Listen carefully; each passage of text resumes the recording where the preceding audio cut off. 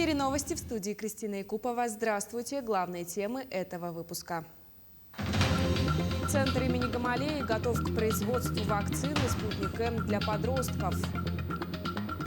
Обмен опытом в законотворческой и депутатской деятельности. Гилтумен и Гомельский областной совет Республики Беларусь подписали соглашение о сотрудничестве. Программа по обеспечению служебным жильем активно работает в Ленском районе. Около 200 тысяч доз вакцины против коронавируса «Спутник М» для подростков планируют выпустить в гражданский оборот в России. Об этом сообщил директор Центра имени Гамалеи Александр Кинзбург. На данный момент контроль качества проходит около 150 тысяч комплектов препарата. Напомню, Министерство здравоохранения страны зарегистрировало вакцину, которая будет применяться для профилактики инфекций у подростков в возрасте от 12 до 17 лет включительно. «Спутник М» состоит из двух компонентов, которые вводятся с интервалом в 21 день.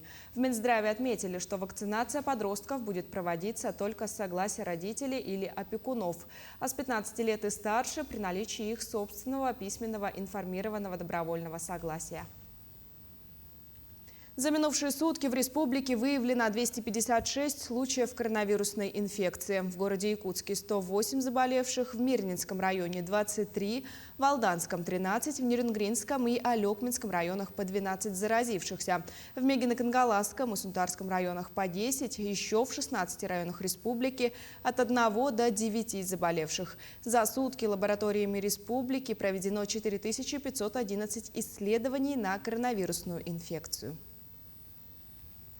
Сегодня, 4 декабря, детская лор-служба Якутии отмечает свой 50-летний юбилей. Первые койки в количестве 20 штук появились в 1967 году на базе хирургического отделения. Затем, спустя 4 года, детская служба начала работать как самостоятельное отделение. Как она работает сейчас, узнавал Евгений Тайтонов.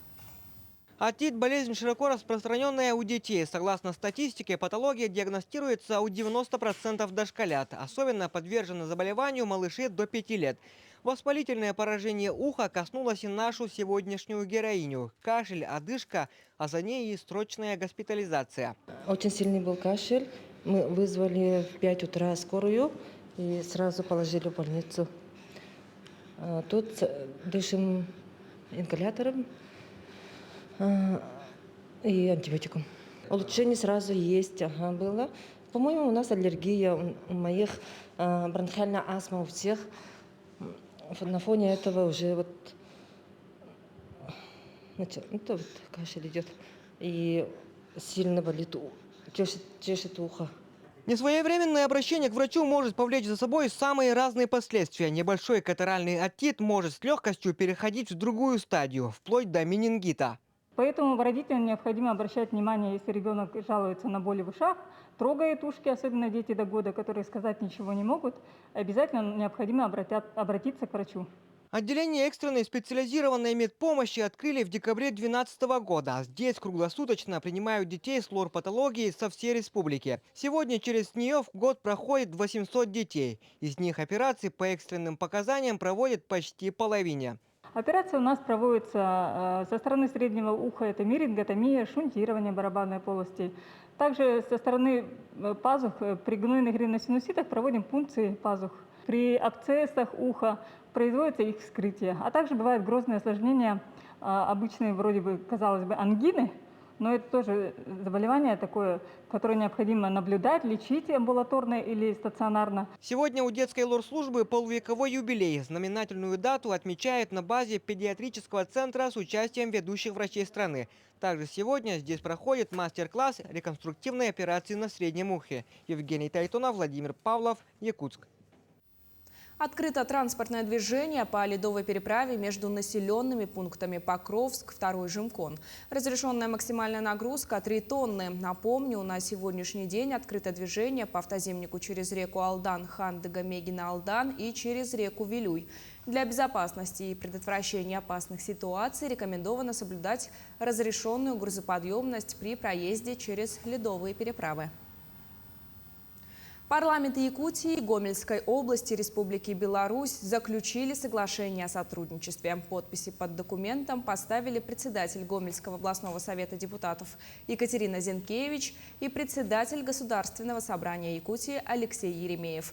Мероприятие состоялось в преддверии предстоящего в следующем году 9-го форума регионов, проводимого ежегодно под эгидой Совета Федерации Федерального собрания Российской Федерации и Совета Республики Национального собрания Республики Беларусь. Стороны намерены укреплять связи между представительными органами власти. Планируется широкий обмен опытом в законотворческой и депутатской деятельности, обмен текстами нормативных правовых актов и их проектов по вопросам, представляющим взаимный интерес, аналитическими, методическими и другими материалами. Наше экономическое сотрудничество, торговое сотрудничество, культурное сотрудничество, научное сотрудничество между двумя регионами братских республик будет только расти. Мы нуждаемся в сельскохозяйственной технике, которую производит Республика Беларусь. И, конечно же, это продукция сельскохозяйственная. У нас уже в республике вовсю торгуют белорусской продукцией, которая славится и во всем мире, и в целом Российской Федерации. Вот эти вот торговые отношения нам нужно, конечно, наладить. Для этого межправительственное соглашение между нашей республикой и Гомельской областью еще было подписано в 2015 году. А для полного взаимодействия, конечно же, не хватало межпарламентского взаимодействия. Ленская районная администрация продолжает реализацию программы по обеспечению работников бюджетной сферы служебным жильем. В этом году квартиры получили 16 человек, среди которых педагоги и сотрудники муниципальных учреждений. 5 человек стали обладателями отдельного жилья буквально на днях. Это 3 учителя 1-й и 3-й городских школ, воспитатель детского сада «Сказка» и специалист муниципального учреждения. В этом году за счет средств района было приобретено всего 6 квартир, но финансирование программы позволяет закупить больше. По словам специалиста по жилищным вопросам Ирины Лысиной, сделать это стало сложнее, так как сегодня мало продавцов выходят на торги. Но в связи с тем, что на вторичном рынке отсутствуют предложения по продаже, то есть граждане, физические лица не выходят на торги, на сегодняшний момент нет возможности приобрести квартиры в нужном количестве. Так, в этом году было приобретено всего лишь 6 квартир. У нас в связи с тем, что молодые специалисты стоят в программе еще по молодой семье, при приобретении квартир ими по программе «Молодая семья» они сдают служебное жилье. В связи с этим вот у нас в этом году распределено 16 квартир, хотя приобретено 6. Буквально на днях соцсети Якутска заполонили сообщения о том, что зачастую на ярмарках под видом свежего мяса от якутских фермеров продают залежалое привозное сомнительного качества. О том, как же распознать местную продукцию от привозной, есть ли такие секреты, узнавал наш корреспондент Дмитрий Тымыров. Прямо сейчас он выходит с нами на прямую связь с мясного базара по Кирово. Дима, приветствую. Расскажи, как проходят проверки качества продукции на ярмарке, есть ли какие-то способы самому убедиться в том, что покупаешь именно местный продукт? Кристина, добрый день. Ну, сейчас, как вы видите, находимся опять на этом же базаре. Базар, как и прежде, работает каждые выходные, а будни здесь также реализуют свою продукцию местные товаропроизводители. Действительно, та информация, которая просочилась на этой неделе по поводу привозного мяса, его реализации жителям Якутии повергла в шок не только потребителей столицы, но и практически всех жителей республики. И сегодня здесь ужесточены меры по работе с местными товаропроизводителями. Ну, мы можем здесь посмотреть, вот у нас получается целая туша здесь лежит, как нам сообщил директор. Вся эта продукция проходит здесь, вот именно его пилят здесь и тут же его начинают реализовать. То есть отдельные куски мяса здесь не завозят.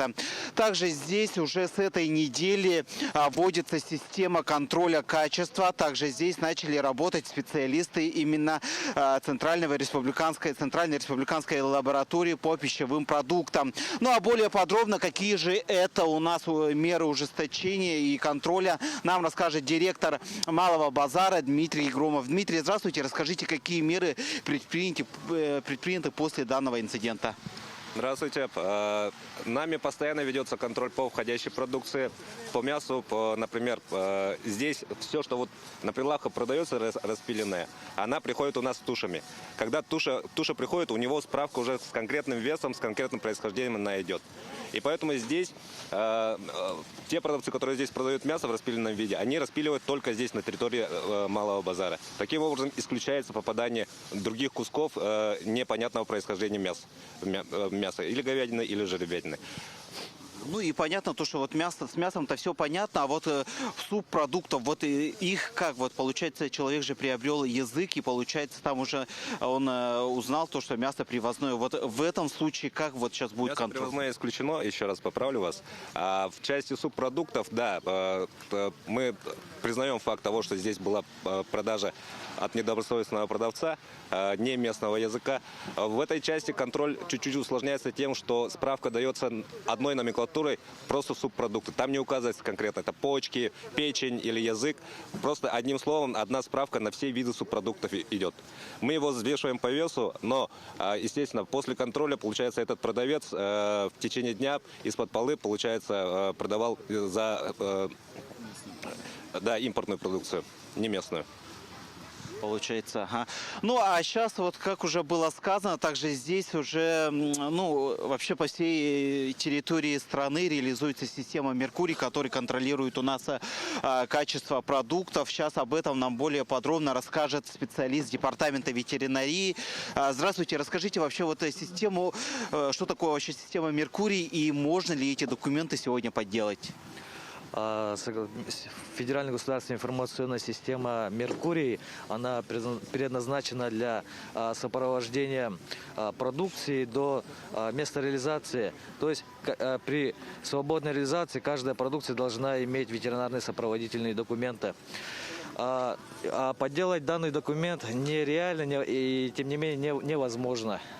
На каждое наименование продукции должна быть ветеринарный сопроводительный документ. Каждый покупатель имеет право у продавца потребовать ветеринарный сопроводительный документ. А если продавец не предъявляет, то в этом случае куда можно обратиться? В этом случае можете обратиться в территориальное управление Россельхознадзора по Республике Саха-Якутия. Ну, либо, если отсутствует, то я советую, чтобы не покупали данную продукцию. Хорошо, спасибо. Ну, вот такие вот меры безопасности и вообще меры контроля предусмотрены здесь с этой недели на Малом базаре, который сегодня расположен по улице Кирова. Более подробно, как это будет происходить и вообще как будет работать система контроля, куда могут обратиться жители столицы, расскажем в вечерних выпусках новостей. На этом у меня все, коллеги. Дима, спасибо за интересную и нужную информацию для наших телезрителей. А я напомню, на прямой связи со студией был мой коллега Дмитрий Тымыров. Мы продолжаем. В Хангаласском Улусе для школьников проводят классные часы, где рассказывают об ответственном обращении с домашними животными, а также о том, как вести себя при встрече с агрессивно настроенными бездомными собаками. Виолетта Засимова побывала на одном из них. Классные часы для школьников проводит старший государственный ветеринарный инспектор района Дмитрий Петров. В течение одного урока он рассказывает о правилах содержания домашних животных, об ответственном обращении с ними, какие у них бывают болезни и так далее. Также детям транслируется видеоролик «Как защитить себя при нападении собаки». Данные классные часы были проведены в ряде школ района. Настал черед и Махсоголовской средней школы. В этом году было 2 материала по нападению собак, безнадзорных собак, именно в поселке Махсоголовка. Поэтому я хочу здесь продемонстрировать свои классные часы. Учащихся 8 класса Махсоголовской школы наиболее заинтересовал видеоролик о поведении при нападении агрессивного животного. Ребята почерпнули новые знания о том, как нужно себя вести в такой ситуации. Для меня стало новостью, что надо первым делом закрывать шею и лицо при нападении собак и стараться бить затылок и по носу. По словам ветинспектора Дмитрия Петрова, с начала года в Хангаласском Улусе зарегистрировано 11 случаев, когда людей кусали безнадзорные животные. В 9 случаях жертвами становились именно несовершеннолетние. Большинство нападений произошли в городе Покровске и в поселке Махсагалохе. Да, очень много собак. И с этим борются, но это делается очень плохо, так как они нападают, и с этим ничего нельзя поделать на данный момент. На мой взгляд, надо их в питомник, потому что особого ухода за собаками, бродячими собаками нету. И я считаю, что им будет лучше в питомнике, а оттуда уже, может быть, их возьмут люди по домам. В Хангаласском Улусе нет оборудованного питомника. Есть 2 пункта передержки безнадзорных животных, в которых созданы минимальные условия содержания кошек и собак. Но, как оказалось, возможно, в 2022 году начнется строительство, точнее реконструкция заброшенной свинофермы в поселке Махсагалох под приют для бродячих животных. Уже составлена смета в размере 5 миллионов рублей. На приют район готов выделить 2 миллиона, администрация поселка Махсагалох – 800 тысяч рублей. Оставшиеся 2 миллиона 200 тысяч рублей предложили софинансировать Департаменту ветеринарии республики. Недавно им был направлен запрос. Если он будет одобрен, то предстоящий год точно станет знаковым, как год, когда собачий вопрос в районе начал, наконец, решаться. Виолетта Засимова, Федор Тарасов, Хангаласский Улус. Наши корреспонденты продолжают следить за развитием событий. Оставайтесь на нашем телеканале.